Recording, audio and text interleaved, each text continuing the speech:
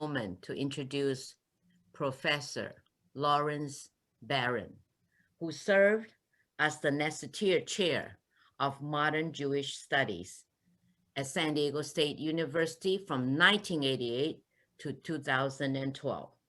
He was also the Director of Jewish Studies until 2006. We're going to ask Dr. Barron to be our moderator and to invite the producer, executive director, writer from New York, I believe. So, Dr. Barron. Thank you, Lily, and thank you for involving me with this project. It's really been a delight. This is the first time I've seen the movie, so though I was supposed to speak about it, I didn't know what I was going to say. And after watching it, as a historian, I was going to add some things, but the director and writer really did a good job of covering so much material. Just for a little perspective, though, you mentioned the Evian conference where there were 32 countries. One country did say it would allow Jews in. That was the Dominican Republic. But just to put what Shanghai did in perspective, the Dominican Republic initially said it would take 50,000 to 100,000 Jews. There were various reasons for doing that. Ultimately, they issued 5,000 visas, but only about 1,000 Jews were settled there.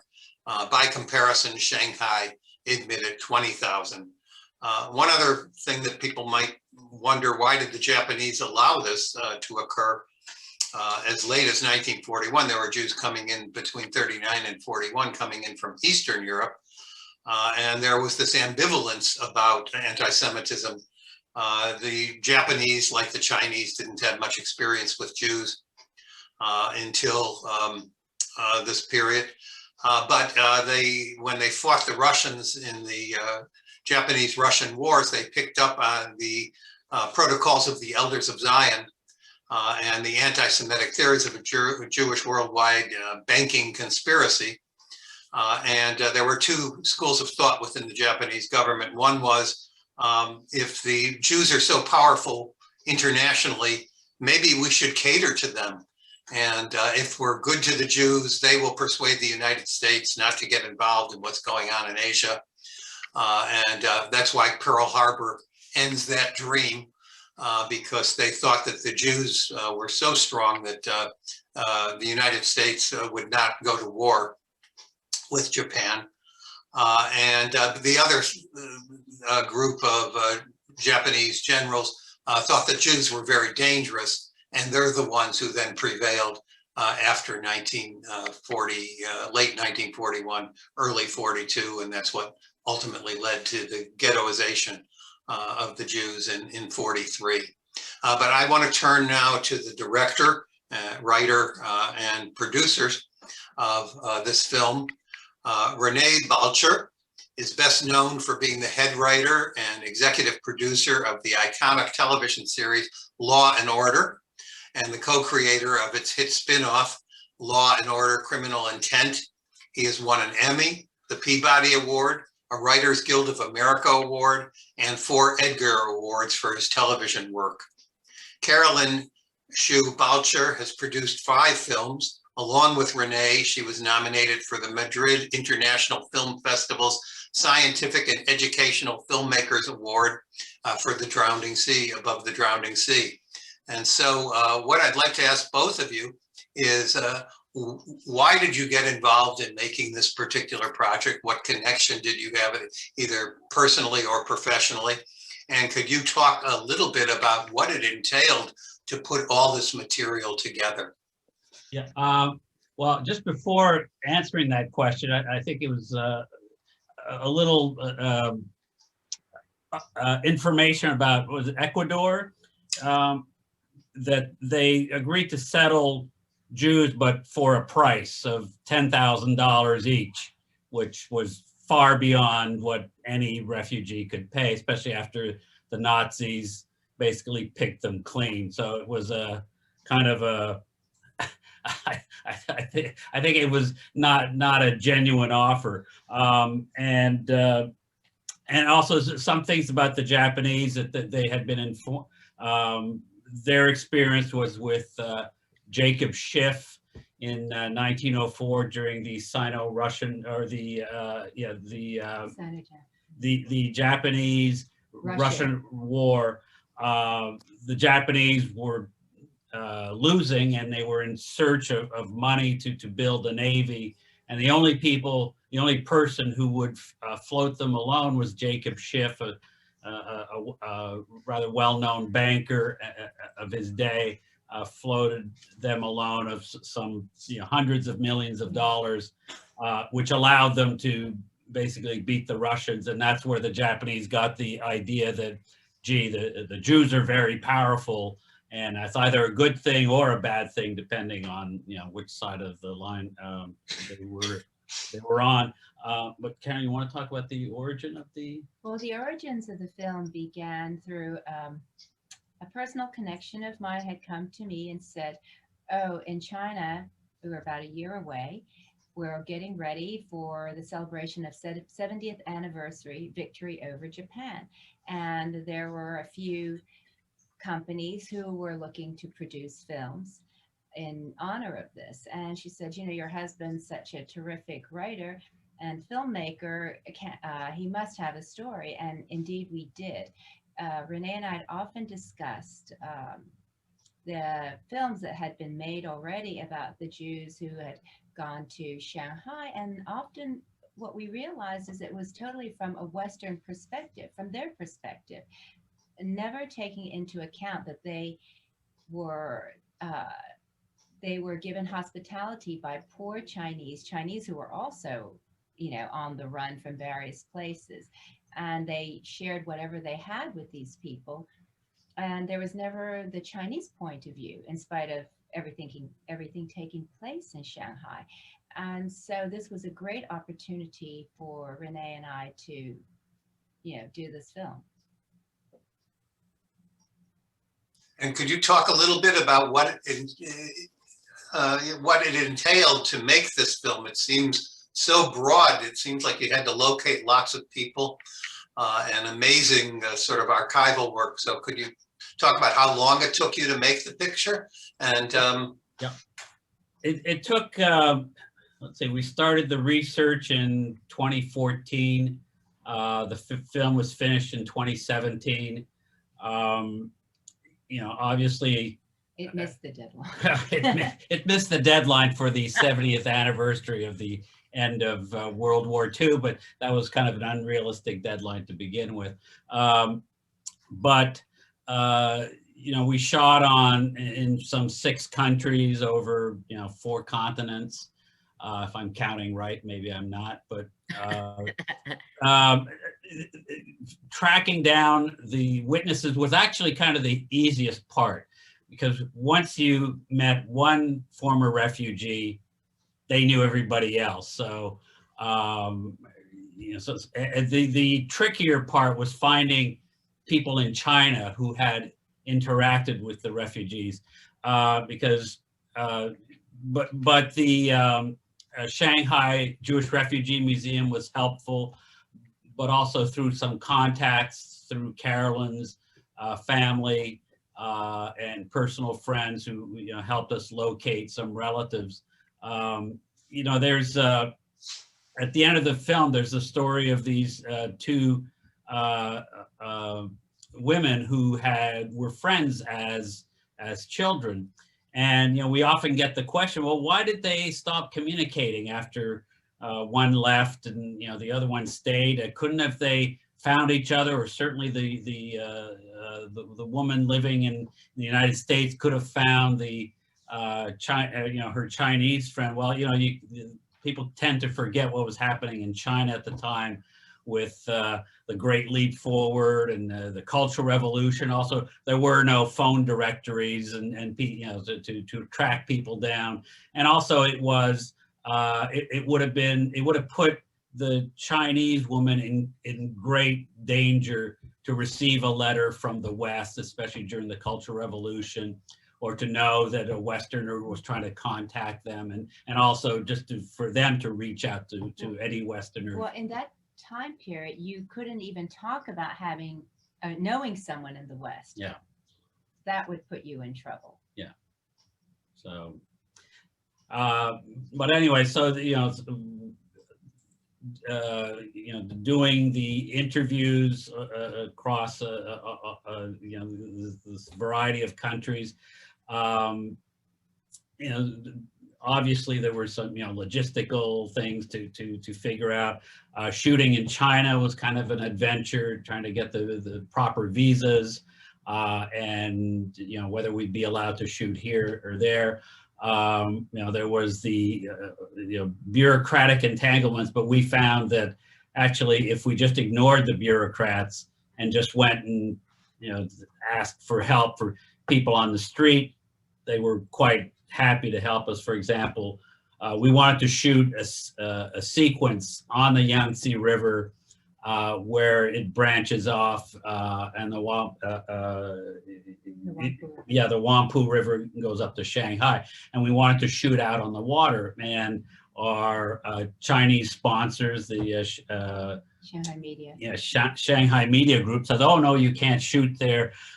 There's military installations all over on the shore, and you'll never get a permission. You'll never any permit to shoot there." So I said, well, it looks like there's plenty of ferries that cross right there. So let's see if we can get on a ferry. So we, drove out, got on a ferry, but we were, all the passengers had to stay inside this seating area, and you couldn't go out on deck. And we were trying to shoot through these kind of dirty windows. And one of the attendants asked us what we were doing. We said, well, we're shooting a documentary about the Jews in Israel. I said, but why are you shooting through these dirty windows? You can't see anything. Why don't you go up on deck at the top with the captain? You can shoot any way you want, any direction. It's no problem. So, that's kind of the way it goes in China. There's the official obstacles, and then once you kind of bifurcate away from them and deal with the regular folks, no problem. We're going to come back to Renee and Carolyn because we have a number of other special guests tonight or today on our program. And I want to begin with a fellow San Diegan, Gunter Cohn. Gunter was born in Berlin in 1934. Shortly after Kristallnacht, he and his family traveled to Shanghai by ocean liner. They remained there until 1947 when they immigrated to the United States. And Gunter, I'd like to ask you, what in the movie particularly resonated with you? What triggered memories that you have of that period? There were a lot of them. And one of the first was you showed the name of the ship that took the Austrians to Shanghai, the Conte Biancamano, which was the same ship that we went on from. We went from Genoa, Italy, to Shanghai on that Italian liner. I found that this is a completely different perspective, as was indicated, that this is a perspective from the Chinese view, not what you usually see in these films. I found it very, very interesting. One of the things that stands out to me is that in some of the shots of the Bund, you show all of the high rises across the street. When I lived there, there weren't any of them. That was an area where they had go-downs, warehouses that had various uses. The Bund was really the end of the era there, and that was the busy place it still is today. About a decade ago, my best friend,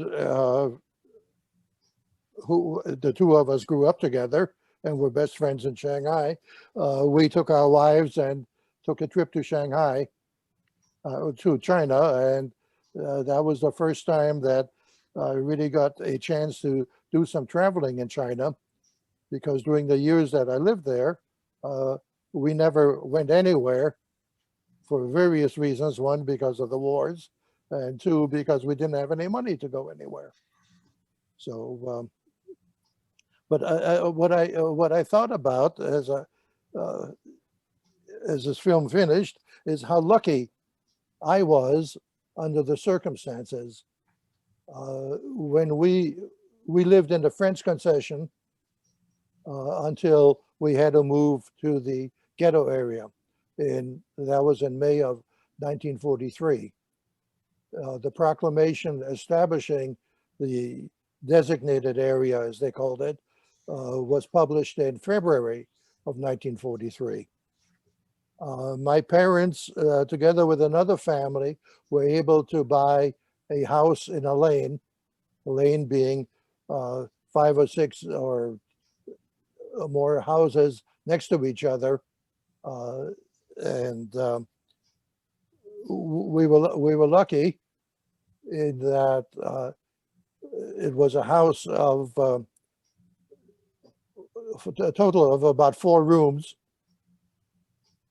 One family had an area downstairs. Our family had the area upstairs. We didn't have any television because you didn't need it. Not besides the fact that it wasn't in use then yet. The walls were so thick that you could hear everything that occurred next to you. Our neighbor next to us, he was a fellow who raised his voice quite often, and it wasn't very complimentary to his wife. And this is what we heard all of the time. Could you talk a little bit about your relations, or perhaps your parents' relationships with Chinese people? Yes, my mother was a tailor, trained in Europe, in Germany, and was extremely handy and was able to establish business very quickly. And that's the reason we lived in the France concession. At one point, she had about 6 or 7 Chinese working for her. And they were all males. They too were extremely talented. You know, there is a story about the American who goes to Hong Kong, and he discovers that he had burned a hole into his shirt, and he had heard about all of the tailors, what they do there. So he went to a tailor and asked him to duplicate the shirt that he had with the hole in it. And when he got his number of shirts that he wanted, each of them had a burn hole in it, because he wanted the exact duplication, and that's what he got. But the tailors that my mother encountered were extremely talented. She was very demanding. I know, because I learned how to sew from her and through her. But my father, on the other hand, had some business relations with some Chinese that didn't last so long, because unfortunately he suffered all of the illnesses that the foreigners were prone to in Shanghai. One of the people when they were describing their living quarters, mentioned that they had buckets rather than flush toilets. We did too. We had 2 buckets, one for each family, and it's something that got picked up every week. And we had we did have running water, a cold tap of water.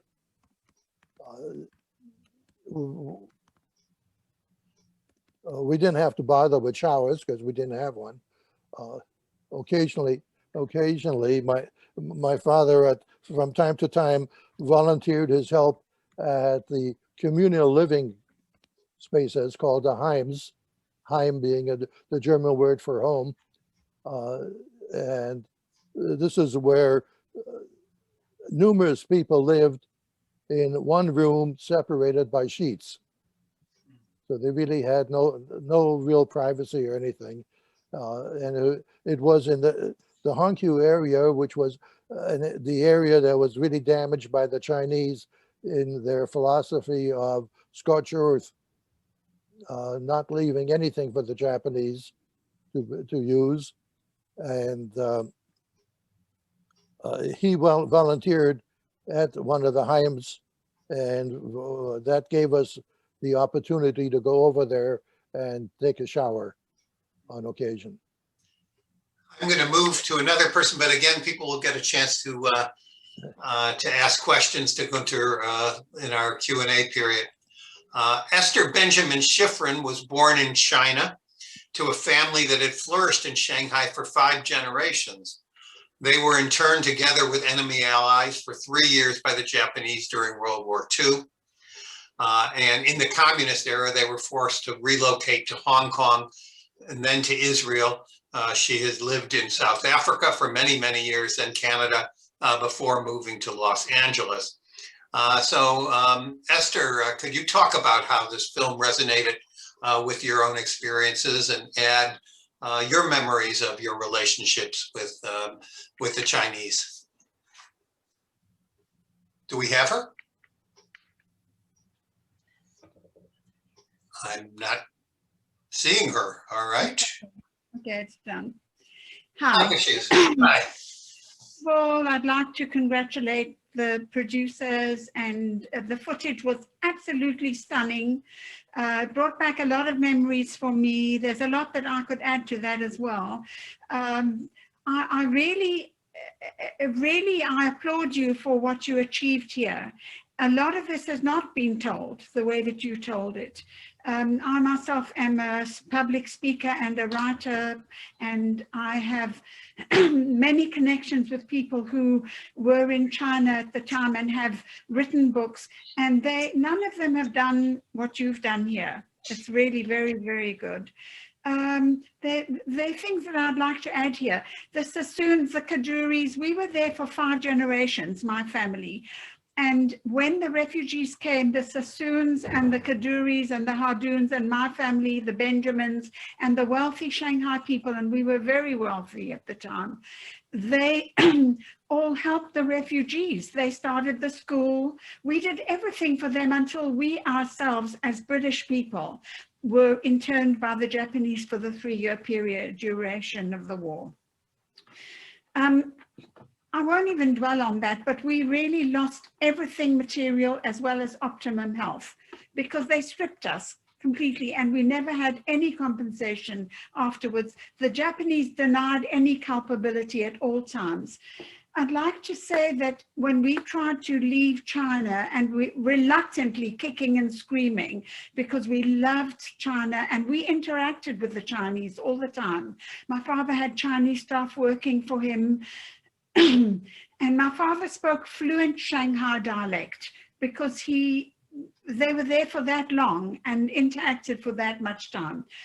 The Shanghai life was so interesting. The alleyways that we often went into, to go to the tailors, to go to get hot water, to order hot water that you mentioned in the film.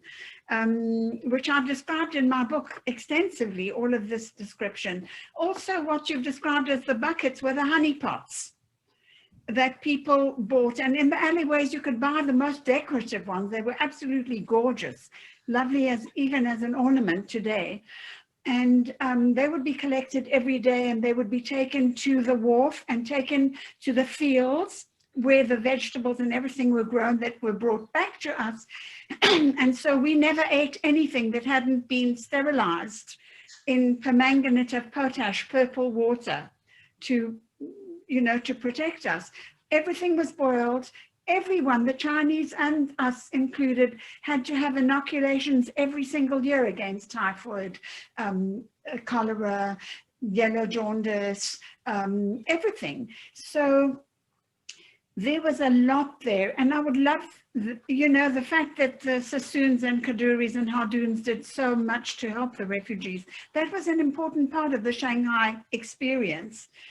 When we tried to leave China, Canada wanted $10,000 from us as well. We had nothing left. Australia said the quota is full. The British denied us any compensation because we were Jewish, more than any other reason, because they started giving the compensation and then they changed the goalposts. So there's a lot of story here that could be elaborated on, and that's why I'm so happy to bring it to the world as often as I can, because I believe that the story has to be told. The story of China has to be told, the story of the Jews in China, the long history of Jews with Chinese that interacted so warmly. It was, the Chinese welcomed the Jews at all times. So we never had any experience of anti-Semitism from Chinese people. No, not ever. The Russians, yes, but the British the most. They were just awful. And some of the Portuguese as well. So we struggled with that. Shanghai was a very exciting place for me as a child because we were free to wander around. We knew what wealth was in China. So to see a funeral procession with the renter crying crowd who was paid to cry, and the way that it was all, and the scaffolding that went up on the side of a building to prevent people from going through the building with a body. Very, very interesting and wondrous life that halted the minute the war came. And I don't know if I'm sure that you want the rest of the time to speak to someone else. Thank you very much.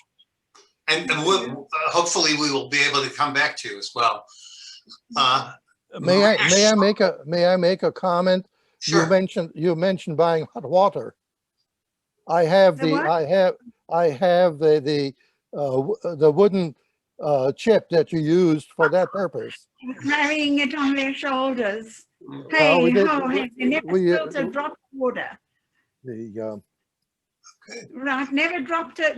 They came up 4 flights to our apartment, poured the water in and took away yesterday's bucket, and all of us bathed in the same water. All right, let me turn to Marina Schlau Cunningham now. She was born in Shanghai at the end of World War II. Her parents grew up in Russia and immigrated to Harbin, China. They moved to Shanghai in 1942. The family did not leave China until 1957, so they experienced the Chinese Revolution in 1949. They then lived in Ecuador for many years, and then the United States. Do you recall, since you were born towards the end of the war, do you recall stories that your parents told about Harbin and Shanghai? And do we have her? Yes, we do. Okay. Unmute, please, Marina, por favor.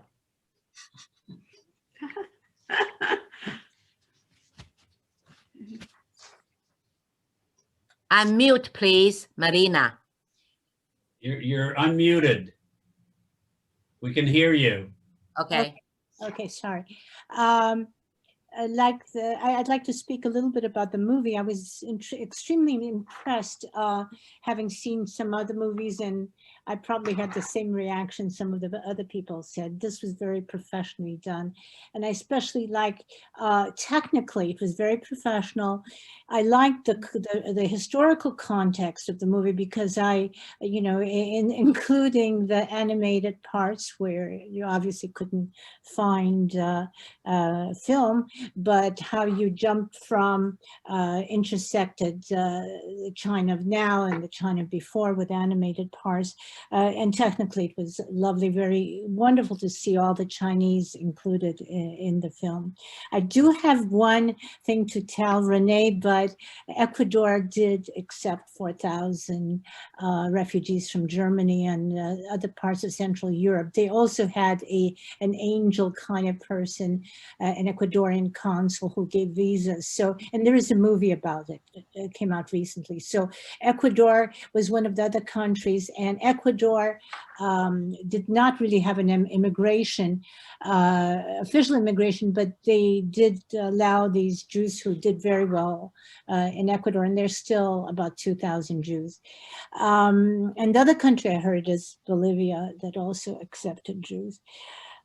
We come from a very different milieu than the other people. We were Russian Jews, very Russian culturalized Russians, and but we did go to English school, so I spoke English from the time I was a child. What is interesting in my life, and it's a little bit different, is that I stayed there throughout the days during the communist takeover, and then until 1957. So we were caught in some difficult times. And we saw how China changed during those times. At first, in my early childhood, we lived very well in the French concession, big house, 13 servants, et cetera, very colonial. But by the time I went to school, in the first year, I was in kindergarten at the American school, and then that closed, and then in the British school, and that closed, and then the Jewish school, that closed, and we ended up in a school that was run by a British teacher called Mrs. Cubbin, Miss Cubbin. She was very much a Miss Cubbin, and she held the school for foreigners in her house.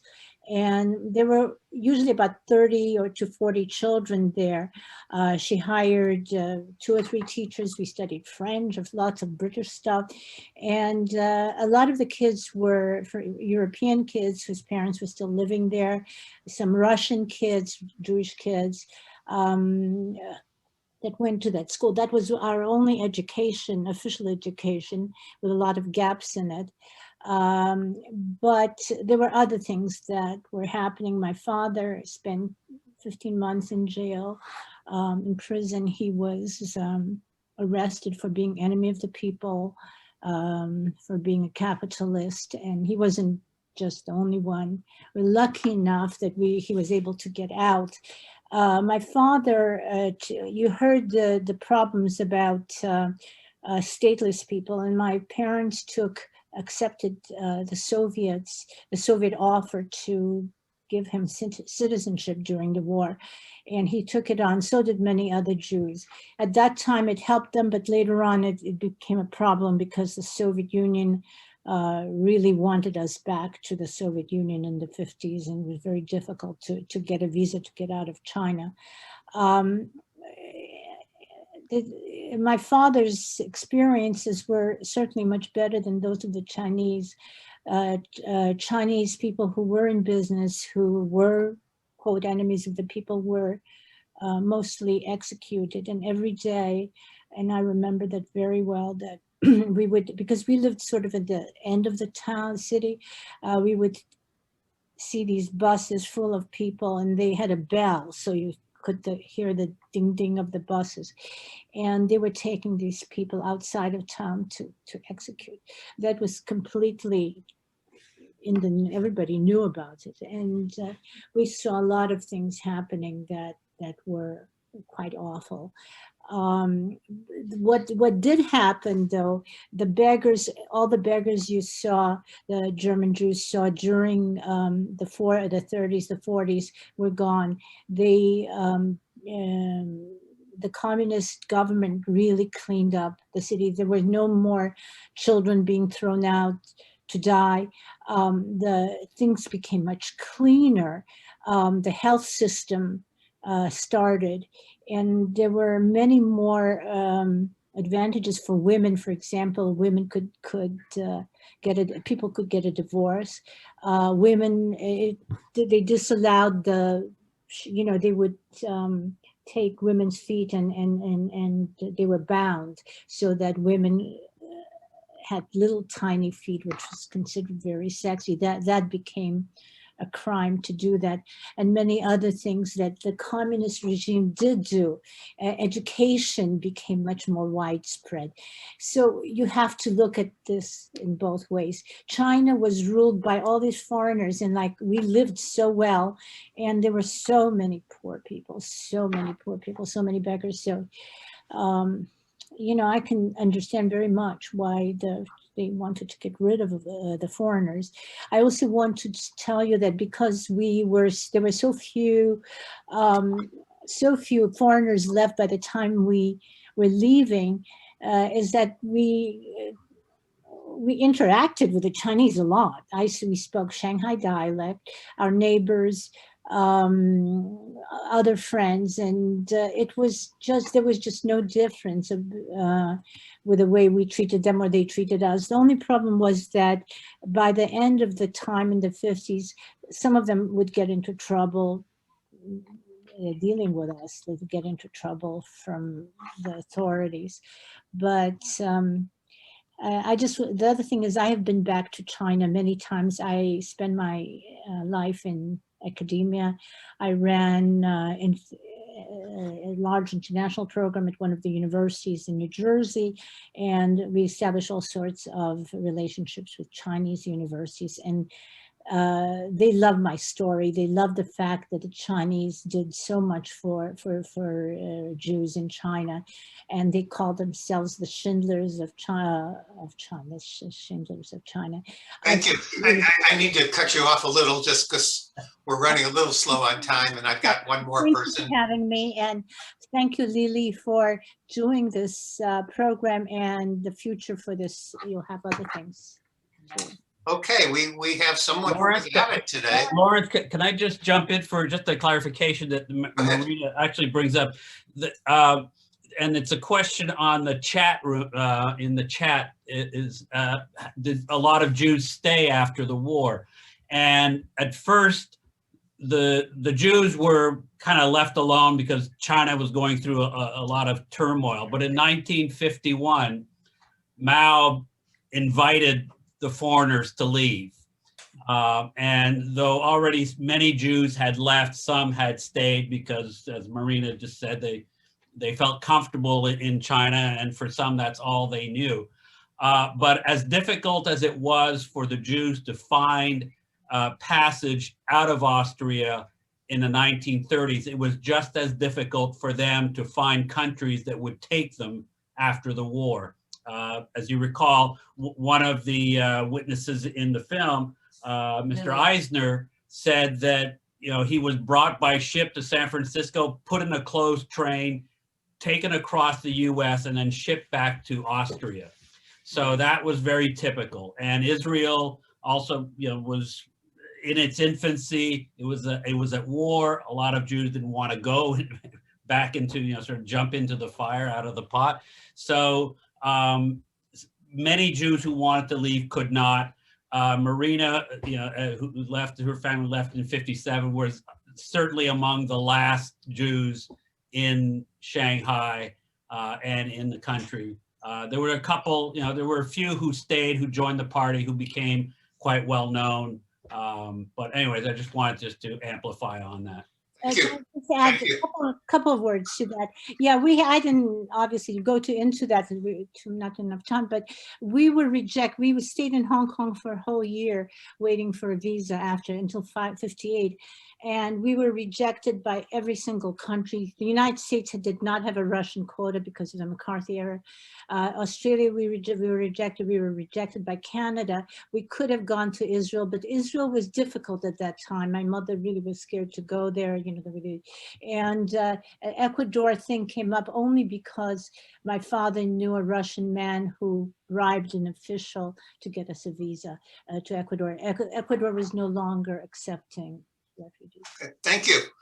Okay, want to introduce Noga Vilcek, who is the daughter-in-law of the doctor of Dr. Vilcek. I wish we knew his first name, who served as a doctor for the Jews who came to Shanghai, and also for Chinese during this period. And so if you could talk a little bit about your memories of experience.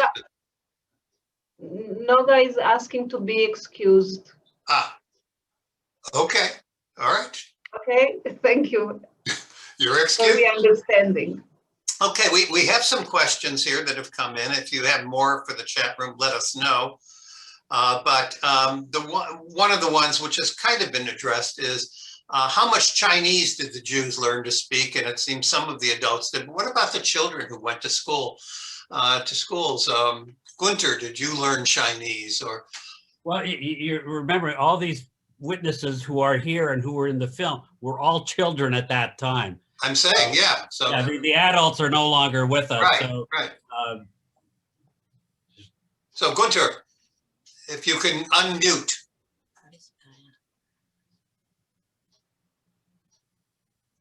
What we first learned was what you pick up on the streets. After the war, the Chinese decided that foreigners had to learn Chinese. So that's when we had about a year of formal learning of Chinese. But otherwise, it was English that we spoke. Okay. And was this true of people who grew up in, it sounds like those who were there for a long time did know Chinese.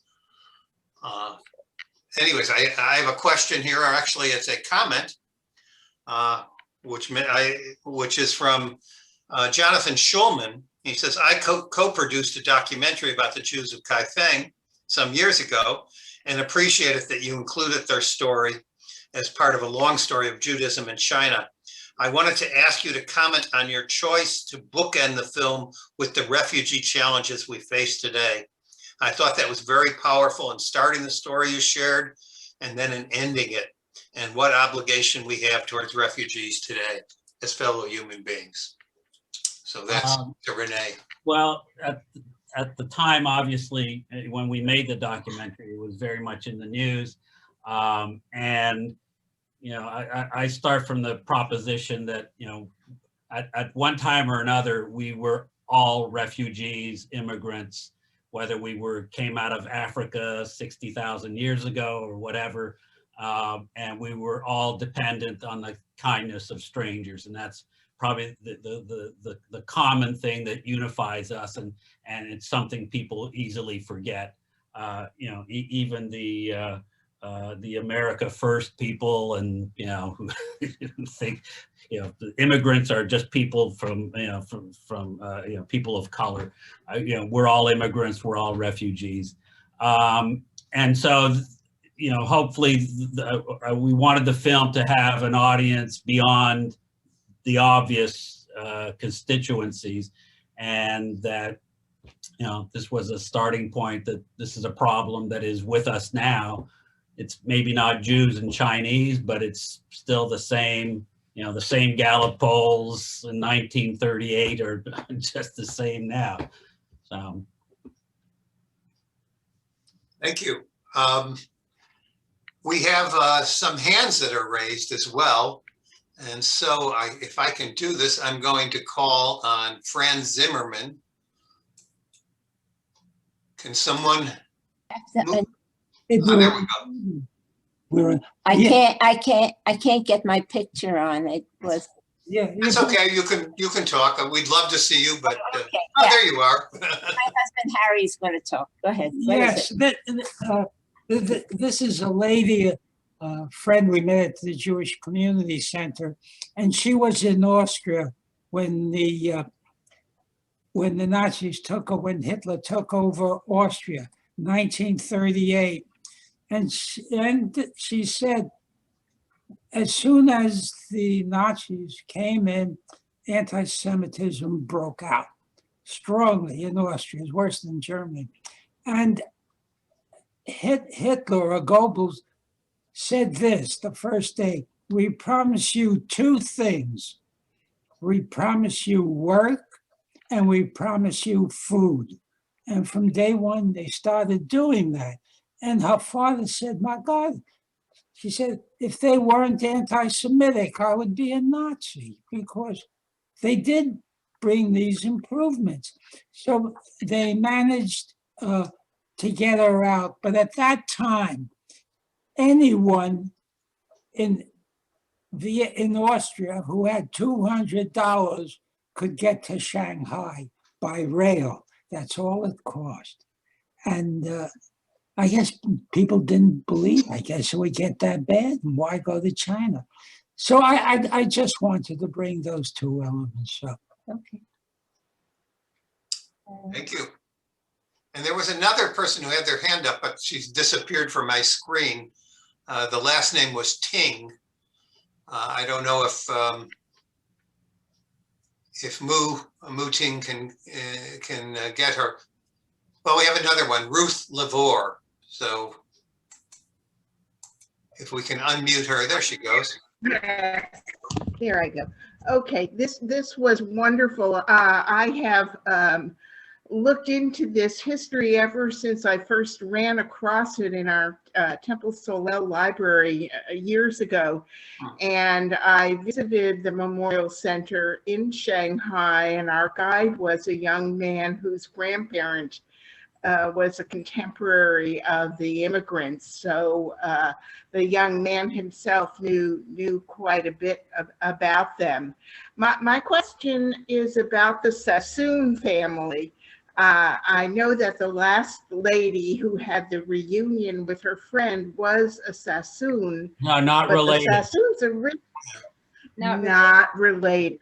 Not Okay, that's what about Vidal? Was he of the original Mizrahi family? Vidal Sassoon, the famous hairdresser who was based in No, France? they all come from the same place in Iraq thousands of years ago.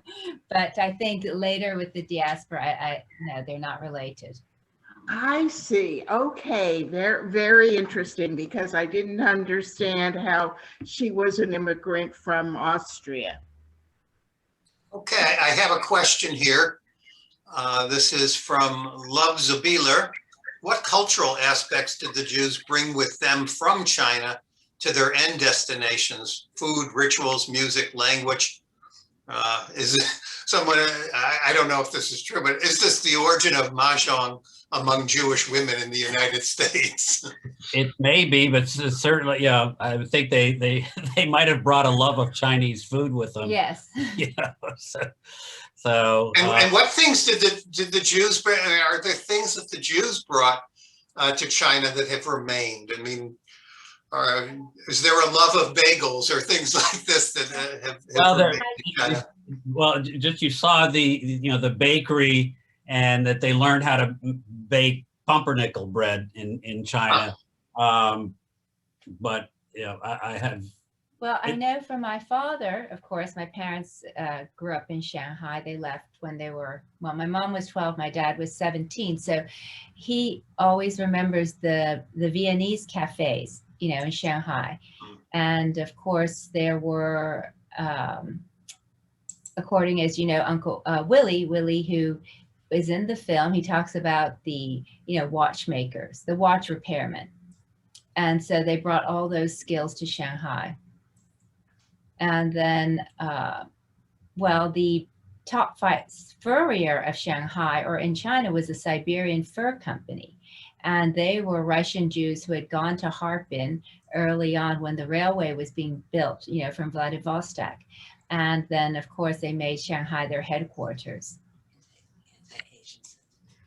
Yeah, we had someone mention, and I think it's important to talk about it. It's been in the news a lot this weekend for some reason, but it's certainly been going on the last year, about anti-Asian sentiment recently in the United States, and the parallels we might see with the past and with the way Jews were treated as foreigners. Esther, you want to address that? I'm trying to unmute you. There you go. Yeah, I want to say that the music came, the refugees and the Europeans brought incredible music, and they had many newspapers and in 8 different languages in Shanghai at the time, and we exported with us Chinese cooking. My mother was an amazing Chinese cook, amazing. And I still cook Chinese food all the time, at least once a week, at least. We'll be right over for dinner. Yeah. that the Shanghai Philharmonic was started by No, Pachi. the Chinese used to love dancing because in the emporiums, the big buildings that they had, on every floor, there was something else going on.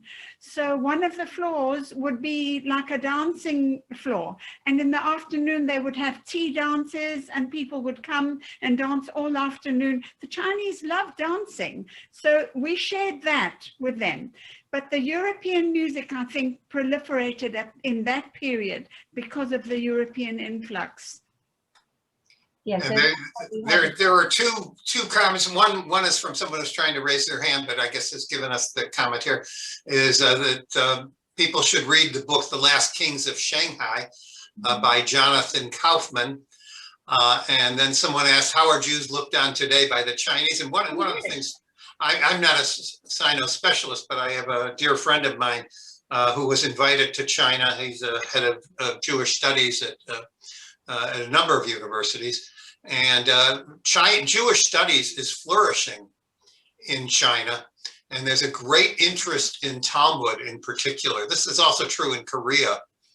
The Jews are seen as very successful, but they're seen as successful in part because of their this rich spiritual background and methods of teaching. I think that's changing now. Because the policy is to basically purge the universities of Western ideas, Western things, even though obviously we all know where, who invented communism. But aside from communism, they're not, they want to purge Western influences. There are 5,000, the Jewish community in Shanghai is about 5,000 people now. There are a lot of intermarriages. The study of the Talmud, I think, is not being so encouraged anymore. The Communist Party does not want any competition from other philosophies. So they've clamped down on Kaifeng as well. They've shut down operations there. You can't do any Jewish stuff. I've actually covered all of that in my writing because I think it's so important. But they don't recognize Judaism. They recognize Muslim, but they don't recognize Judaism. So that's really odd because this never occurred before. They're not doing too well with one group of Muslims. Muslims now. It is national. It It's is. And their group. The Uyghurs, what they're doing to the Uyghurs now is ignored. Yeah. really bad. Mm. Okay, I had one question here, which was from, give a final person to be able to speak. I can't see his screen, so I can't unmute him. His name is Joseph Soft, and perhaps Yu Ting can do that. Yes, thanks for giving me a possibility to ask the question. So those refugees who traveled by train in 1938, they, in 39 probably, they had to pass through the long territory of Stalinist Russia. And we know that the end of 30s in Russia were distinguished by this so-called Great Terror, where millions of people perished in Gulag, and a lot of people who had some remote relation to people living abroad were considered enemies of the state, and something similar happened in communist China later when in 1949 Chinese communists took over. So I would be very interested to hear what were the experiences of people traveling this long Trans-Siberian railway and finding refuge in China, and did they have any problems, any issues with NKVD? And also, it's a little bit segue. This lady that used to live in Harbin, in Manchuria or Manchukuo, she probably was from the family of people who had anything, something to do with this Eastern China Railroad. And I know from my mother's stories. My mother was in Gulag at the time. She saw a lot of people who were Russian citizens but lived in Harbin and were lured to get Soviet citizenship, and then on arrival they were sent to the camps immediately. So her parents really were smart not to not to choose that route. So thank you. Thank you. Anyways, this has been a wonderful, I think I'm going to turn this over to Lily since she's been the main organizer of this, but this has been a wonderful presentation, and we've enjoyed all our speakers, and are really indebted to the Balchers for making this film. And so Lily, I will give you the last word.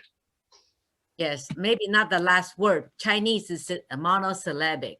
First of all, I want to express my heartfelt appreciation for Renee and Carolyn. There is not an appropriate word that I can find to express this deep felt appreciation. I want you to know, I hope the vibe will go all the way across the United States. We have people here today from all corners of the United States. I know from Boston, from Maryland, from New Jersey, also from Canada, from Montreal, from Vancouver. We also have people here from Israel.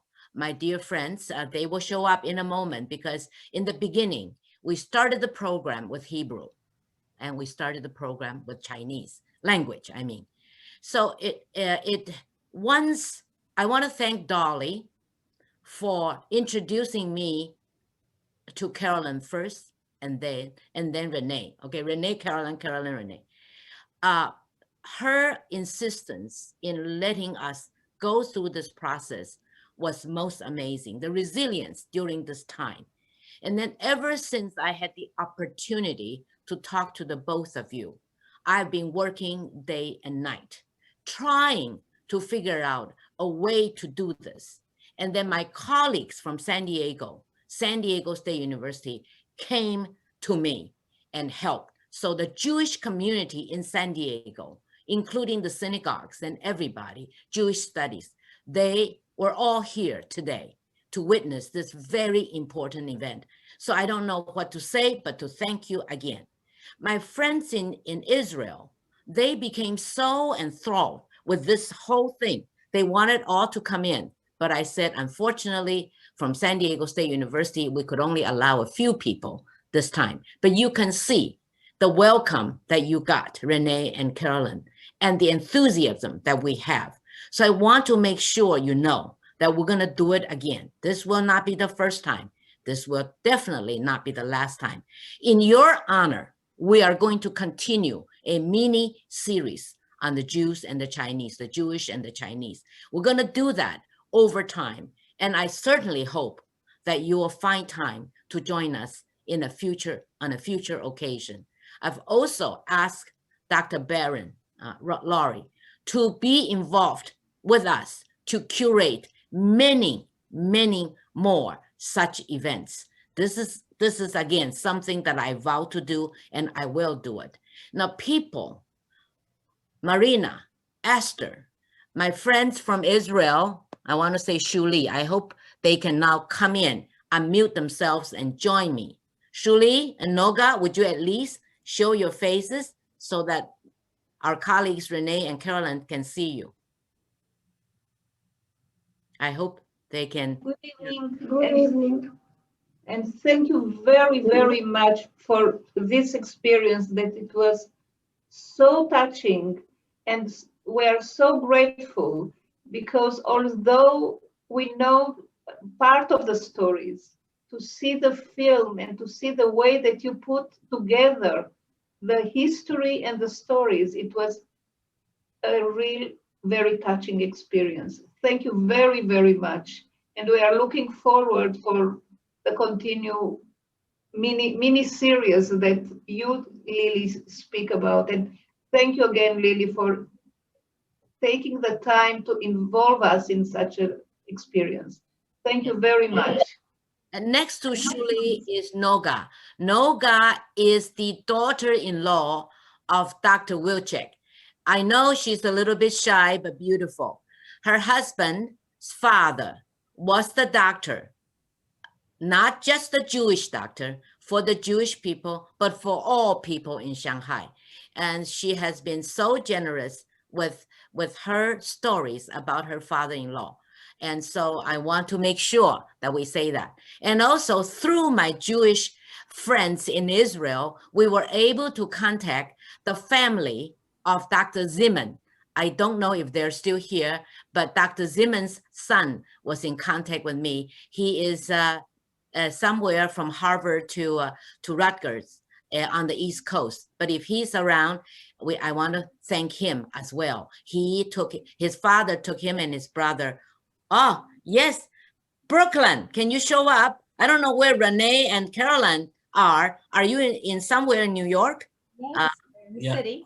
In New York City. So can you unmute yourself? Oh, hi. Dr. Ziman. Dr. Ziman. I'm not the doctor, I'm his son. Yeah, but you have to unmute. I did unmute. We can hear you. Yeah, okay, great. Hello, everyone. I can't. Can you see me? I don't know. I'm not good. I'm not savvy as Renee and Carolyn. I can barely hear anybody, but I just want to make sure you say something. I know. Thank you very much for having me here. Hello, everyone. Hi, Ronnie. רוני. אהלן, מה נשמע? טוב לראות אותך, אני כל כך מתרגשת לראות אותך. I'm telling Ronnie that we are so excited to see him.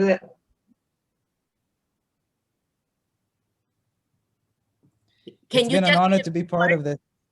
Your father was in Shanghai, right? Yeah, he was born in 42 in Shanghai. His family immigrated from Russia. And me and my older brother, who's here too, we got a chance in '99 to go for a visit in Shanghai and to kind of relocate all the places that he lived in, including the French Concession and a few other places. And then he and his family left in '51, I believe, to Sydney. And years later, they moved to Israel, and that's where me and my siblings were born. Yes, I want to pay a special tribute to your father, Dr. Ziman, who I understand was one of the leading persons in working with individuals on the autism spectrum disorders, which is my area of interest and devotion. So I want to thank Dr. Ziman for leading this cause in Israel and helping children and individuals with the autism spectrum disorders. I want to thank all the people that I have contacted over this period, and the inspiration directly came from Renee and Carolyn. I will continue this for sure. And I want you, please, Renee and Carolyn, to have the last words for today's presentation. Please, as long as you wish, you can speak. Well, it won't be so long because I have to run off to get my second Moderna vaccine. So, so I don't want to miss that. No. But Carolyn? Well, I have to say today's audience was really inspiring. I myself, we've done many presentations and had many talks, but I truly enjoyed the audience's feedback and their stories. They were all each and one very unique and interesting. We might have to do another film. Yes, yes, I was thinking that. I would really urge you to think about that. But before I know you need to get your second shots, and I want you to do that. I really want you to do that. But before I let you go out to take the second shots, we may stay on here for a while. I need to introduce you to Dr. Teju Karim, who is calling in from London, Teju, Dr. Teju, you have to unmute. Can you unmute from London?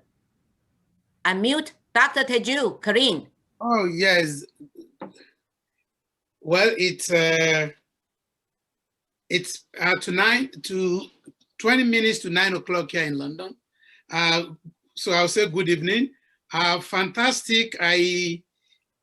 First, let me say the film, I have sent in my comment that I would love to watch the film over and over and over again. I happen to come from that background, but believe you me, the treatment of the film, as someone has observed earlier on, is very unique, very educative, and technically address a whole lot of issues that help us to understand the subject matter. We in Wole Soyinka International Cultural Exchange, we are doing the same thing similar to what you are doing, but the unique edge that you brought in is the fact that this is generation that can serve as mentorship to the huge number of young and students across the world that we put together to communicate the issue of humanity as well established and illustrated in your film. I can go on and on and on. Let me just spare you to go and get your second job because I haven't gotten one yet. So you need to go get it. But it's part of humanity. We need to stay alive to be able to help each other. So please, Lily Cheng, continue to do what you're doing, Professor. You came to Africa program, you help not just materially, the moral inspiration that you gave to teeming thousands of youth during the Wole Soyinka International Cultural Exchange remain indelible in their minds. We look forward to more of this kind of events. And I'm sure my other colleagues that have joined this program are truly, truly thrilled by all the experiences, all the examples, all the living examples beyond rhetorics that has been shown in the film. I am overwhelmed. Thank you very much. I'm so excited and privileged to be part of this. Thank you.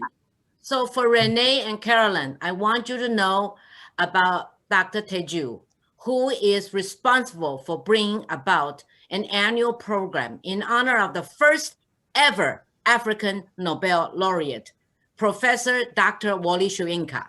I have been part of this program, and I know that people in Africa, in Nigeria, and all of Africa are looking forward to understanding more about humanity. So I am determined to bring your film above the drowning sea to Africa. I am determined. I hope you would agree with me.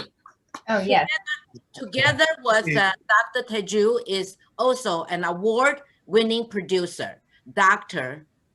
Nee Coker. Dr. Nee Coker. I'm sure you want to say a few words before they go get their second shot. I just want to say a wonderful job. That was fantastic. I mean, this is, especially after the last 4 years or 5 years, we've had the experiences we've had and the rise of anti-Semitism across the world and the rise of racism and the rise of inhumanity as a whole. Thank you so much. I mean, this is what we should be doing with art. And as Dr. Cheng has said, we will continue to do more, and this series is a perfect idea. Thank you. So, thank you. Renee, have you been to Nigeria? Renee? No, my best friend is from Nigeria. That would be nice. Yeah. we are, how do you say, we're trying to lasso you lady and gentlemen in to the Dr. Wole Soyinka family, whereby we are reaching youngsters, bringing them from where they are to the world to understand that any type of racism, prejudices, anti-Semitism, xenophobia, all these type of things should not be there. When you look at a story, a simple little story of Vera meeting her Chinese sister, Mei Mei, that should be enough to tell the world what this is all about. So I hope you'll do another film or 2 or 3. And I've been doing research all along the way. We have plenty of stories to continue to share.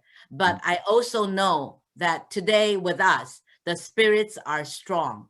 And that is really in honor of Carolyn Xu. Carolyn Xu, you are a Chinese American married to a lovely man. And this type of a relationship makes the world a better place. That's why I keep telling her, but you know, So, I'm the lucky one. Oh, you should have. yeah, you are the lucky one. You know, you're marrying into a couple of thousands of years, right? You know where to find us, and you know, we're open to continuing this dialogue. But I really have to go get this jab. Or else I won't go anywhere. Yeah. Second film, go get the jab. Okay, good. So thank you. With the blessings of the 2 of you, you carry our blessings to your second shots, and we will see you soon. And happy Lantern Festival in a few days. Okay, Caroline. Thank you so much. Yeah. For the rest of you, if you would like to stay a little longer, Dr. Barron, where are you, Laurie? Here. Yeah, if you wish to continue, we can a little bit to actually design our next step. And if you need to leave, we still have 90-some people here. This is amazing. This is amazing. I am thrilled. I am totally thankful to all the people who are here. So, Laurie. Yes. I may faint since the last time I ate was 6 in the morning. Lawrence, we'd like to say good night because for us it's 11 o'clock at night. So good night, everybody. Noga. We are looking. Especially Noga. Yes, I am here. We remember your husband. We remember your husband's father. We remember the fabulous Dr. Wilczek. We want to invite you back and your family back for your generosity and your kindness. And I want to thank Shuli for making this possible. Thank you. Good night to the 2 of you and the rest of the people who are in Israel who are with us. I want to say shalom. Shalom. Shalom. Yeah. Okay. Happy anniversaries. Happy anniversary. Yes. Okay. So if yeah. Okay. So Laurie, do you want to get some food? If so, go ahead. I'll come back. I'll eat here. I haven't eaten either, but this is fine. So I need to hear from Esther and Marina and others, because we are going to do the next one very soon. And then probably we'll start with Esther since she's got the book, she's got the PowerPoint and so on. So if you can unmute yourself. By the way, Teju and Ni, listen carefully, okay? This is Esther speaking now. Esther. All right.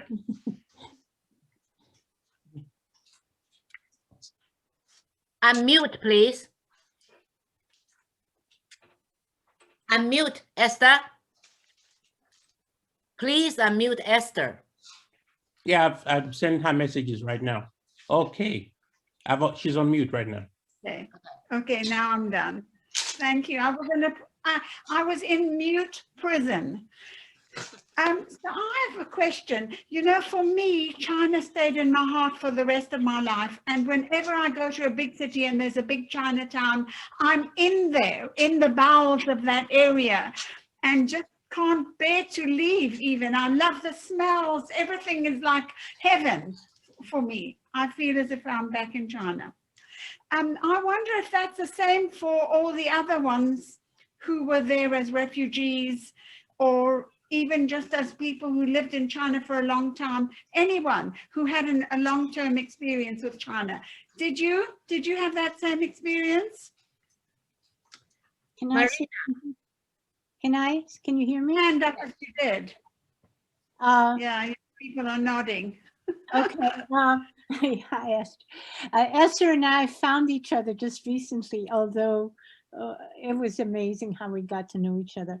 But this is true. And I lived in China till I was almost 13 years old. So my memories of childhood are memories of China. And somebody asked a question about the influences of Jews on China. They also, you know, in music, it's very important. Shanghai Orchestra, Symphony Orchestra, they play a lot of Western music. A lot of Western musicians were Russians and Russian Jews. And there was a really important influence in that respect also. You know, a lot of things that, of course, China influenced us in our own lives. And I used to confuse Russian words with Chinese words. And I grew up thinking that certain words were Chinese when they were Russian and vice versa, because we had such a mixed background, all of us. Yeah. Let me take a moment because I see Marie Rafferty in the Zoom. Marie, hello, good morning, good noon. I want to personally thank you, and we're recording this. We are putting on record of your tremendous, tremendous support and enthusiasm for making this possible. We are so grateful to you and to your great work. Can you say a few words at this moment? It is I who am privileged and honored to be any kind of a minor connector. When I got the phone call from you, Lily, I was so wiped away, so impressed. I didn't want to hang up to learn so much about it. And then when I spoke to Laurie and he just jumped right in, I said, oh, I was so glad because I knew you would be wonderful collaborators. And then I have to give a shout out also to Don Harrison. He was so kind in stepping up and welcoming the things that we were doing. And also how this is, you've done such a mitzvah. This is a huge mitzvah because especially now today with our migrant situation, with anti-Semitism, with white supremacy, with what's going on and how the Asians are being, so it breaks my heart to see the things that are being done in just another aspect of racism. What you are doing is so urgent, is so important because the young people who are there today don't have this history. You're bringing this history, you're bringing this knowledge, you're bringing yourselves, which is so important, so huge. And I am so grateful and so touched. I can get a little, so you should know, Lily, a little for a club I can get because it's so meaningful and so touching. Thank you to you, thank you to Laurie, and I am so impressed. And please keep it going. It's God's work that you're doing, and I am so appreciative and grateful to have been a little insignificant part of it. So thank you. It's not insignificant, it's very significant. Every dot that I'm connecting makes me want to cry. Every single dot. I have taken all my time in the last month and a half, almost day and night, Zooming with people, calling people, including you, lovely people. And what I got was 10 times more or 50 times more than I could ever expect. So I want the San Diego Jewish community to understand that I consider San Diego my home. And I want each and every one of you to know how much I love you, okay? And why we do what we do. It's so important to me, so deeply, deeply engaged that I must be. And I also want to thank the Rotary Club for connecting us somehow. You know, the service that I did for the Rotary was just minuscule compared to what many of you did. I also want to bring out the Zeman families. If you are here, because I need you to share with us the videotapes and whatever else of the famous Dr. Zeman. We need to do something about that. So can you at least unmute yourselves and let us see you? You know, your father lives in all of you. And through him and you live in all of us. So can we do, Ronnie, Yeah, here. Your brother, is your brother? No, I don't know if you can. Yeah, I'm here. You guys, Hey. yeah. Look at you. How nice. How nice. I talked to you on the phone and I was just shivering. I was just so happy. Your father's, not because he and I share the same kind of passion about working with individuals with unique qualities, but the fact that you two came around and you wanted to embrace me, I know. So I'm, not physically, but virtually. I want you to come back in with us, and I want you to be part of our program. I want you to share with us the work and the memories of you two visiting China, and also the fact that your father has such a large number of people in Israel who admire him so much. I just did a presentation for Israelis recently, and the accolade I got was just about not my work, but your father's work. Made it feel like, wow, this is absolutely unbelievable. Say a few words, both of you. Go ahead. Well, I just wanted to thank you very much for this opportunity. This was a very extraordinary film to be witnessing, and to have such a large community all over the world. This has been truly amazing. And yes, we were in China in 1999, and that was also basically following in our father's footsteps of his 9 years of born and living in China. So that was a very amazing part of our lives, or my life, my experience. And also he, just everything that this movie brought up, and there's just so many layers to the movie too. So which is worth going deeper into and sharing with the rest of the world. It's just been really amazing. So thank you for that. Yes. All the work that I will add that yeah, that the videos we took and the footage we have in Israel is currently in the process of being converted into a digital form so we can actually share it, because it was all cassettes. But one of the memories that struck me the most, and it was touched on in the movie, was when we got there. Obviously, part of the trip was seeing the city and seeing Beijing and other places.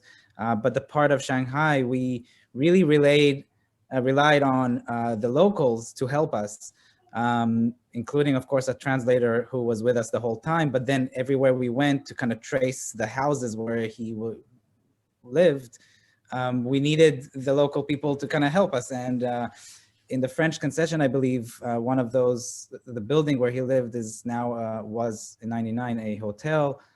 So that people came together and really, was it this floor? Was it that floor? Where to find that exact room?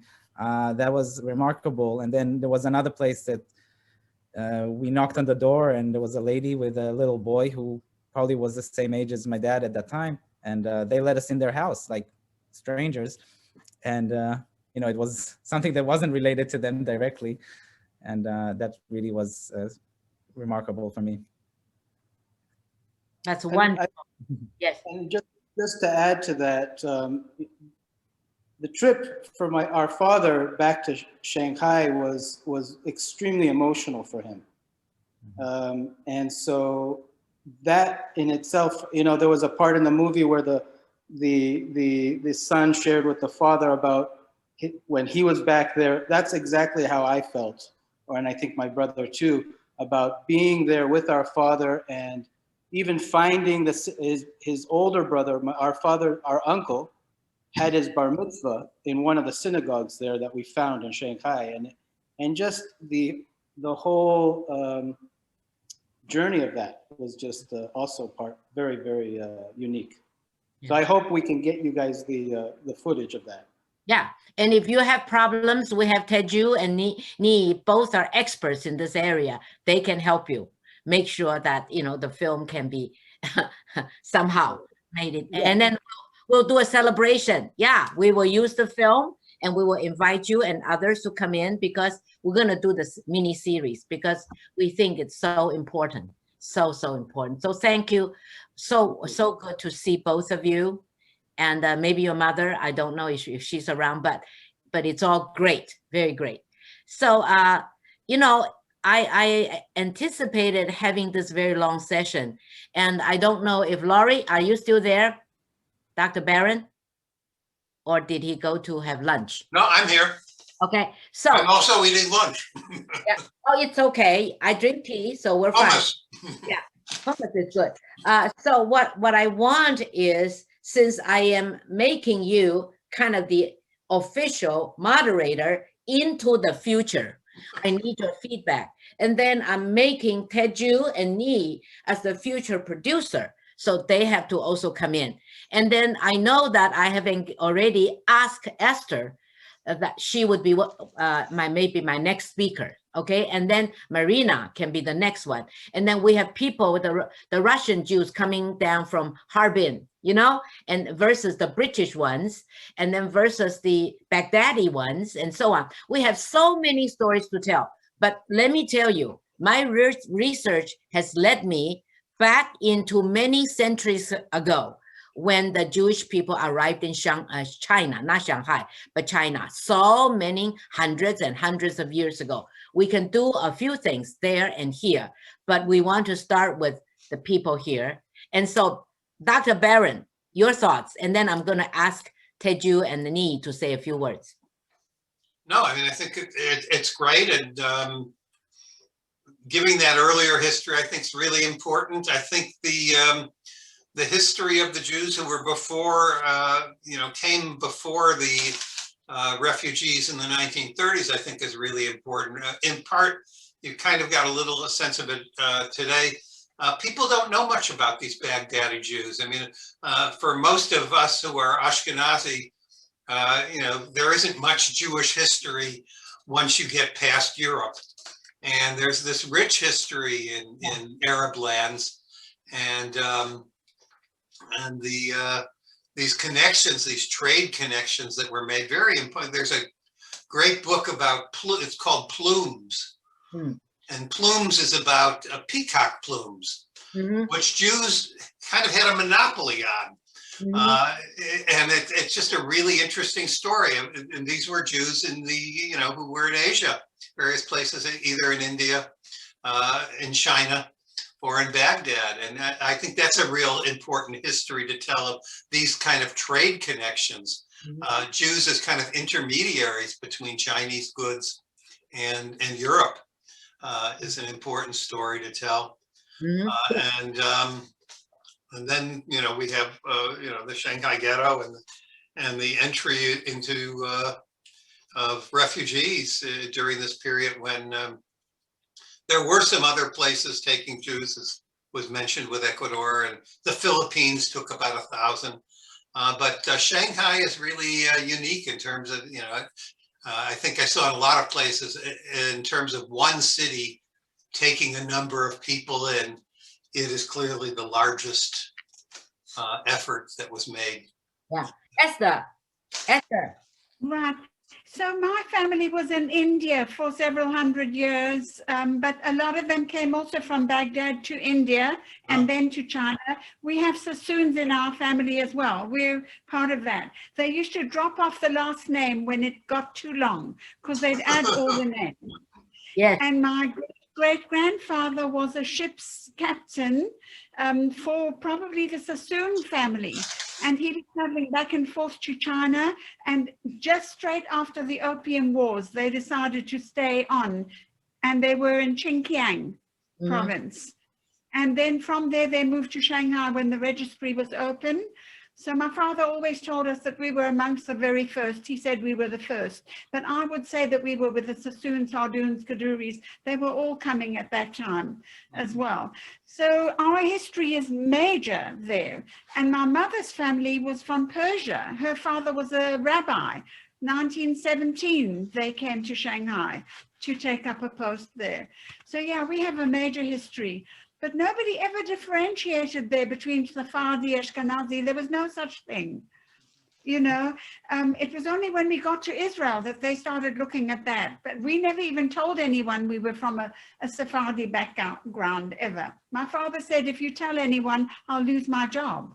in 1951, Israel was not very partial to anyone who had that background. Right. But we were not. We were Western. We didn't fit in. So, yeah. But most unusual. also your beautiful South African I don't find it. They, you say 30, how many years? 30 years in 30, but 6 years in Israel, 2 years in the army. So I'm an Israeli as well, you know, from that, but 36 years South Africa and then 5 in Canada, and now I've been here for 23. Yeah. So you're totally a global citizen for sure. I'm a nomad. I'm a wanderer, the true Jewish wandering Jew. That's what I am. Yeah. So I want Teju and Nee to say something. Nee is very familiar with South Africa. Yeah. Nee practically lives in South Africa. Although I'm home in San Diego. This is really indeed quite interesting because I bet there's a connection in terms of what we've just seen today and the Jews in North Africa, Morocco, Algeria, Tunisia, the history of Judaism in Ethiopia, and they have a very legitimate history there, where which connects, if you go back to the Old Testament, with the Queen of Sheba and Menelik, and I guess there's the reference which I guess is used to refer to as Falashas, which is kind of derogatory, but it's the reference to Ethiopian Jews, and then the North African Jews who I sense in terms of history and what we've just seen today must have also been part of that immigration, as out of the genocides and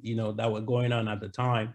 And those North African Jews actually migrated, a lot of them, to France during colonization, and in French, because they refer to as Panois, Blackfoot, because they have a heritage that comes out of Africa into France and the Jewish people. So I think this is a wide scope study and longitudinal in terms of filmmaking, and it's just Lily is so correct in terms of a series.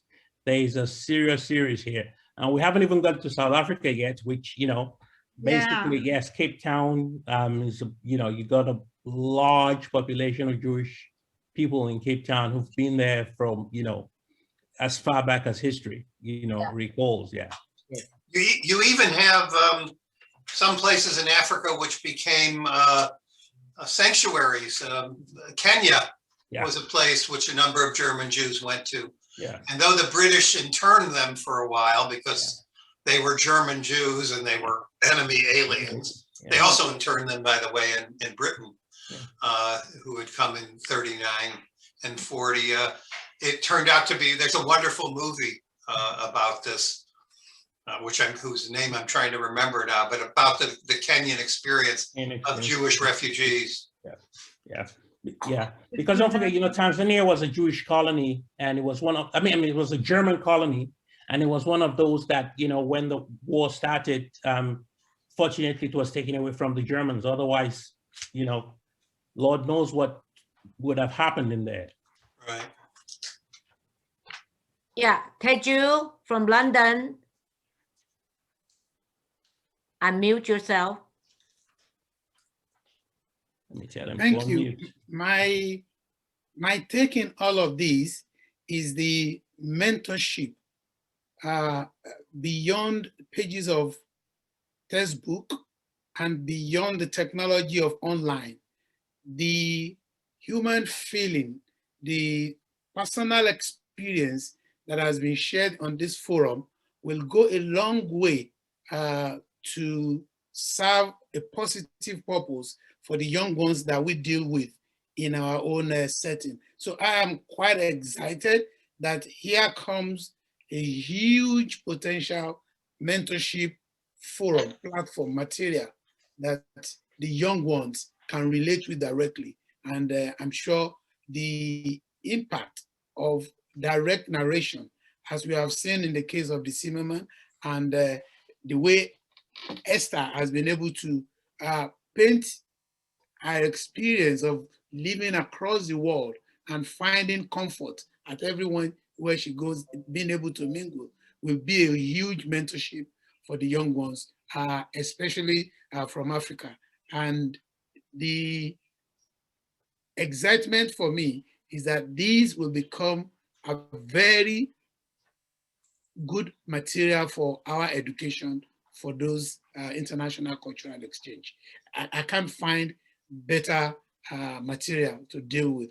And like Professor Niyikoka said, this is epic and series unlimited. Well done, Professor Lily. Yeah, so you brought us to the gold mine. Yeah, we'll mine it very well. Yeah, we are so connected here. Professor Wally Soyinka, our first African ever Nobel laureate, had this to say to us. It's very, very simple, the Ubuntu. I am because you are. I am here because you are. I am here because of Dr. Zeman. I am here because of Professor Wally Soyinka. I am here because of many people here. So I don't know when you're going to do the special international cultural program for youth, but I want everybody who is here to commit yourselves to being part of the mentoring process for embracing young people growing up in this kind of a situation with a global pandemic and how we need to help each other. So Teju, I'm planting a big seed in your mind for making sure that our forum, the global forum that I've been working with you, will include a very important piece about the Jewish in Shanghai story. Okay, you promise me? Yeah. Yeah. Yeah, Yeah.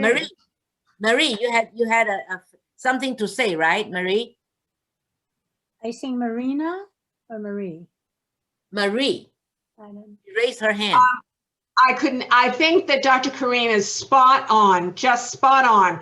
And I may not be able to match your energy, Lily, but I do match your enthusiasm. And I'm committing myself. I'll be your marketing ambassador. I'll get the word out. Anybody who stands still, I'll tell them about it. Because Dr. Kareem is right. This is a generational, and it's the kids who have to know. It's the information that has to be out there. And as I say, I couldn't even attempt to match your energy, but I will match your enthusiasm and do whatever you need to get the word out there and to bring as many people in as we possibly can to this program. I'm so enthused and energized by you. So thank you for letting me do that.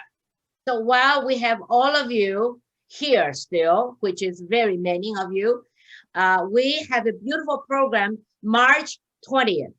Mark your calendar for March 20th through the Chinese Cultural Center of San Diego State University and also through the Chinese Historical Museum and the Committee of 100. We call it C100. We're going to present a program looking at what's going on in the United States and possibly looking at xenophobia or the idea that some group is better than other groups.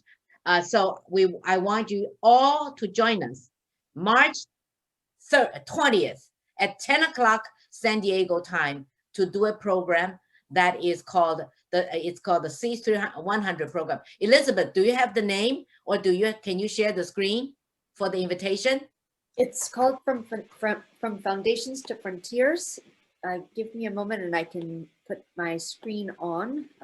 I just sent a link to this page that provides information. There it is. So if you can read it, the Committee of 100 will share with the San Diego public a recent study. Okay, so it's a recent study, but I need all of you to come in and discuss with us, okay?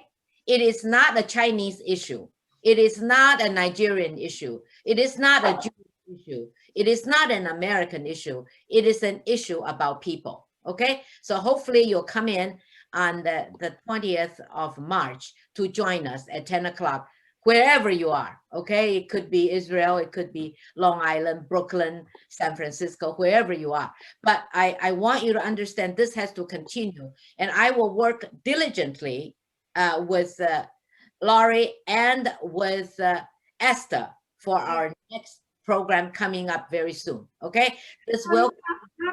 I have a 50-slide presentation of the China story already, which is ready to go anytime you want it.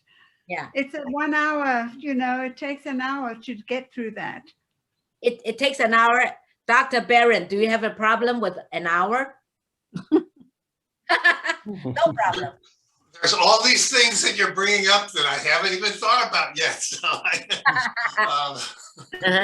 And so I'm also engaging the Zeman family to deliver. Okay, I am a person who I want deliverables. Okay, so I want you to really work on this. Okay, don't ask me to wait for too long. Let me tell you a story to wrap up today's conversation. During the pandemic,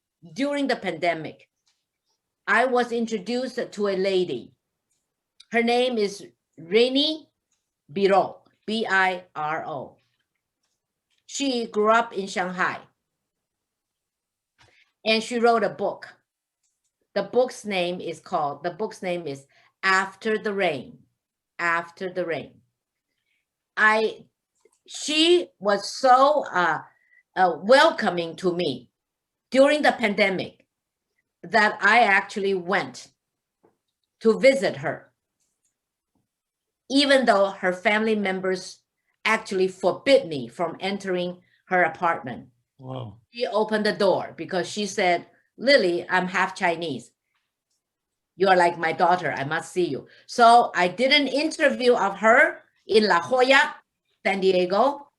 And on her birthday of the 6th of July, I took a cake and I went in and again, totally against her family's wish, to wish her a happy birthday. And soon after that, she passed away. But I have a recording of her. So time for me is also very important. We don't wait. Children don't wait. Refugees don't wait. The 91-year-old man who was hit by somebody, I think in Chinatown, San Francisco, he could not wait.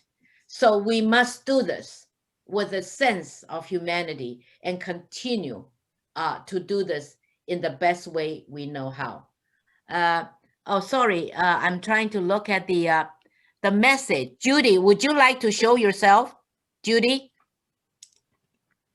Judy.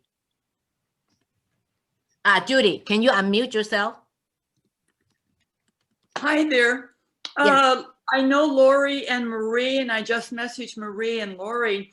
I'm with the sisterhood across the temple across the street from you over at Temple Emmanuel. And we are looking at creating some sort of program presentation sometime April or May. And in listening to everybody, it seems to me there are a few topics that could be part of a presentation we'd be happy to sponsor or create or develop. This is just the tickle of an idea that's just starting. But I love the enthusiasm and I love all of the information that was shared. And so I was going to give Maria a call to see what kind of ideas or topics that we can come up with. And it could be done possibly on the weekends or during the week. There's nothing set. I'm part of the committee that works on getting presentations for the sisterhood. So Judy, just so that I want you to know how happy I am to be connected with you. That was why I wanted to see your face. Okay. I mean, this is now a pandemic, but I am in this case very, very Chinese and very, very Jewish. Okay. Very much. Okay. So Judy, can you take down my telephone number? And you can also give me your telephone number so we can begin the conversation and talk some more. So give me yours. Mine is Dale, I'm for clumped. I'm about ready to fall over on the chair. Yes, my phone is 619 820 4463. And mine is for everybody, 858-232-1543. 1543. We will talk more for sure.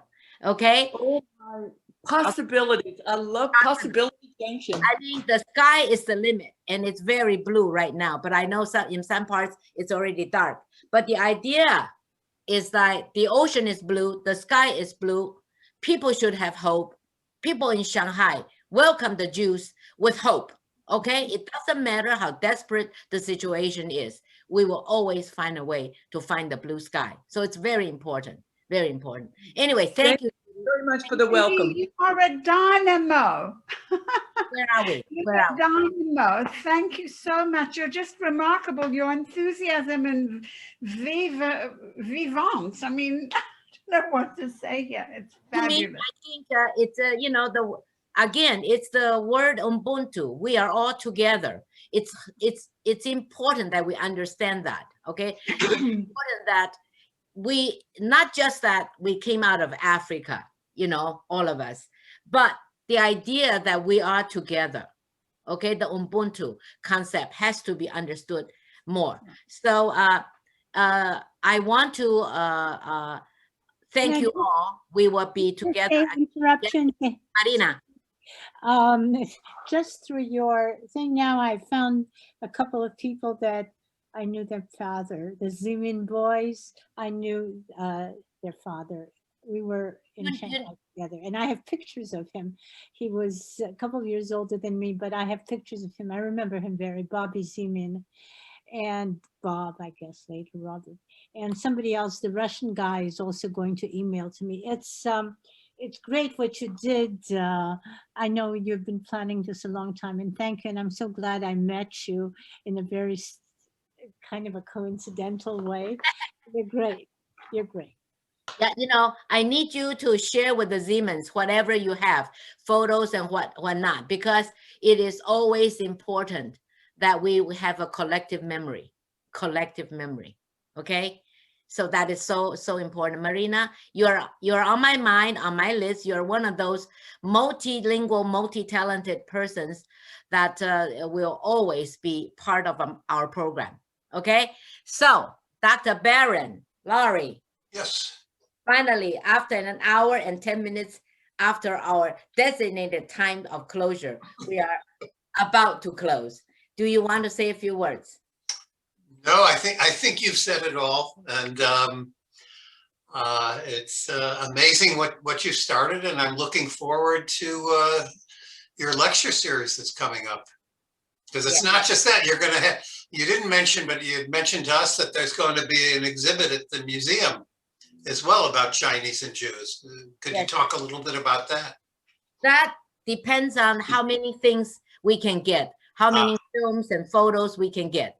You know, we need people to help us put it together. So I'm appealing to all of you, okay, to send us, you know, photocopies or whatever, because we have to collate and put it together. And it's not just for the museum. It's for the San Diego State University. We'll do something on campus as well for our students and faculty. And of course, with the Jewish Studies program. So it's a multi-channeling of processes, okay? And so all of you, I will hear from you. If I don't hear from you, I will bug you. You know, in that sense, I put a bug right there. So you know that, oh, Lily is calling, yes. So we do need to.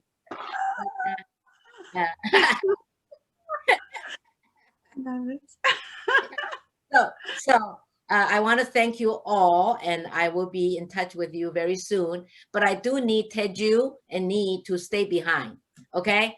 Because we need to talk about Africa, Mama Africa, Papa Africa, and Grandpa Africa, and South Africa too.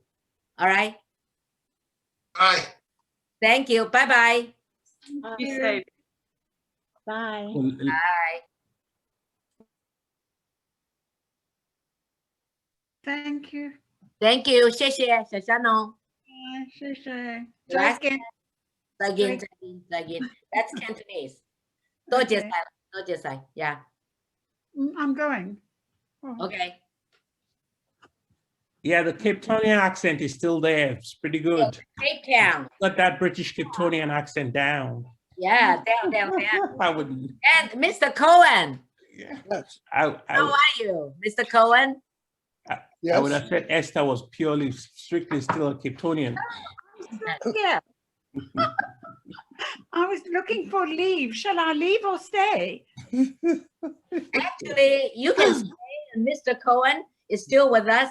Mr. Cohen, you know, we have so much together and so much good feelings. Mr. Cohen is in San Diego, right across from San Diego State University. So we need to tap him for all his talents in the future. And Mr. Cohen, do you have anything to add to what we were talking about? No, not at the moment. Yeah. Mr. Cohen is my Shanghai baby. You know that, right? Yes. Yeah. Very good. So what I want to ask Ni, and I told you before, Ni, Yes. I'm really seriously thinking about doing a documentary. Yes, and I know we talked about it, about the documentary work on the early Chinese settlers in San Diego, and the whole area around the downtown, the harbor, and the whole history of segregation at that time. Yeah, that's one. The second one is leaving, you know, really like a oral history, autobiographical narratives. Yeah. To capture all these people through dialogues, conversation, and presentations. Yes. You know, Mr. Cohen and Ms. Schifrin are two very key people that I have in mind, plus others. And so I need you and Teju to actually think with me, because you know, you represent a larger community, larger than San Diego State. Yeah. Actually, you and Teju, you have a global forum. Yeah. So I want you to tell us what you're thinking.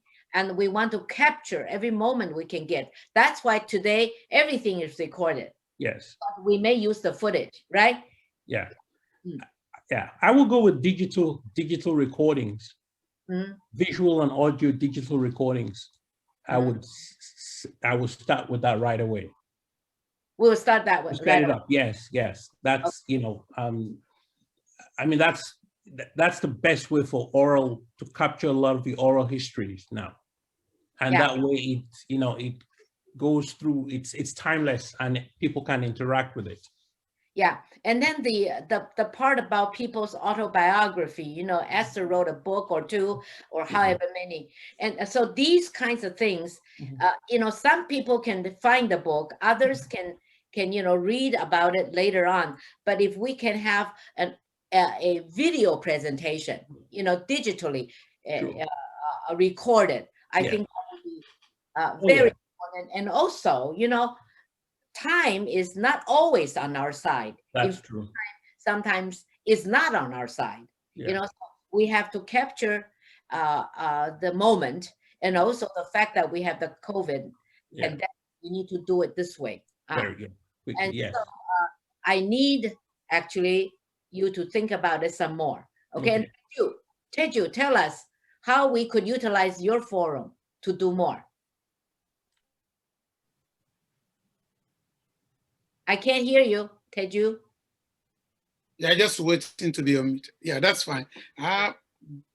Essentially, I will be suggesting and be working on a bit of research into archival materials that have dealt with the same subject. In terms of documentary, you'll find out that a whole lot of what we want to say are probably in some form or the other being documented in recent or by other method. So we need to be able to find them and bring them into context of what we're doing. It can constitute in the region of 20 to 30% of the 100% of the documentary time period. So, and it's one will save money, save time, and then the edge that it will give is that it will give us more in-depth into whatever subject we choose to deal with. So I'll be interested in going into research of existing footages of experiences that relates to the subject matter. I think, Dr. Nee, how would you be able to use that in the overall editing? Yeah, Yeah, so, that's what I think. okay. So we will have to do more research and then definitely look for more materials. That's very important. And Yeah.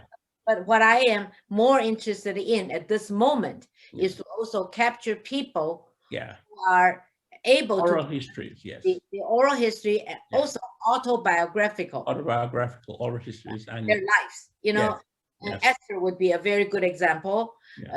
Gunther Cohen is another example.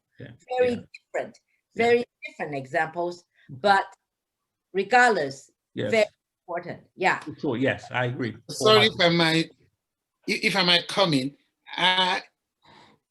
Maybe I missed the point, being able to explain properly. In terms of the oral history, what I was also hinting on is that we can ask whoever we want to have the story from to look into their own previous recording and get us some material that relates to the subject they're going to be talking about. I.e., if you're talking to Teju Karim, for example, I can only tell you the oral thing about my present situation, but for sure, I can dig into my archives and bring some interesting journey of my life that I probably find in recording form that can help to buttress the historical angle. That's what I mean. So whoever we're talking to or whoever will be taking live footages from, we can ask them to please also give us material of themselves. Probably they have in the past. Yeah, I think Esther has some published books. Esther has many things, I know. Yes, published books. And My material. book. Yeah. This is my Yes. So yes. So for sure. And also Esther has many pictures in her own archival. Yeah. Bureau. right? Yeah. So yes, we will. Is that online? Can we get that book online? Some of us that are far away. Amazon. And Amazon. when you spell my name, there's no H in Esther. So Okay. here. Yes. All right. That's all right. Yeah. That's gotten. Yeah, great. 48 hours, it should be here. Yeah, I already got it online. I'm almost done with it. Yeah. Anyway. Okay. Yeah. So, Mr. Cohen. Yes, ma'am. Yeah. If we're going to do an oral history with you, what materials or anything can you bring to the front? I think, wow. Yeah, I think it's Yeah.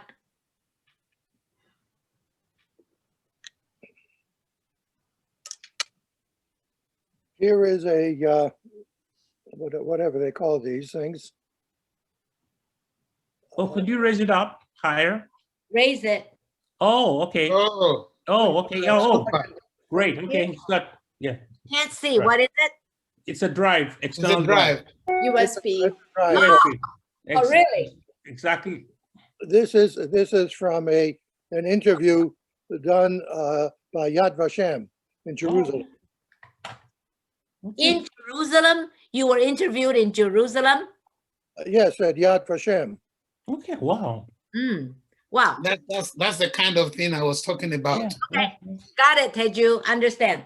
So, how can we get a hold of it, Mr. Cohen? Very easily. I just grabbed it. We could, if you have, either we could make a copy of that drive or I think it's going to be a big file to send out. So making a copy of the drive might be easier, or putting it on Google Drive. Shared drive. Or someone from my office might be able to make a house call, get it, make a copy of it and deliver the original back to Mr. Cohen. Would Yeah. that be possible? That'd be best. Yeah. Because we all need to look at it. These are people who are very much into the production of things. So I need all the materials so we can do that. And Esther, if you have anything to share with us, photos, files, your PowerPoint and so on, send on so that we can begin to design our next presentation. All right? I don't know if you've seen this. What? That's a photo. And Oh, that's a photo. Oh, yeah. Of what? this was made. You. Uh-huh. This is made in commemorating events in China. Oh. In my period. Oh, wow. It's got it has a picture of a girl with a what's that animal? You mean a zodiac? No, November 9th, 38. Okay, this is Castagnati. 1938? They made a silver coin. What's a silver coin? Okay. In a commemorative coin. Okay. I forgot what it was. It looks like a commemorative coin.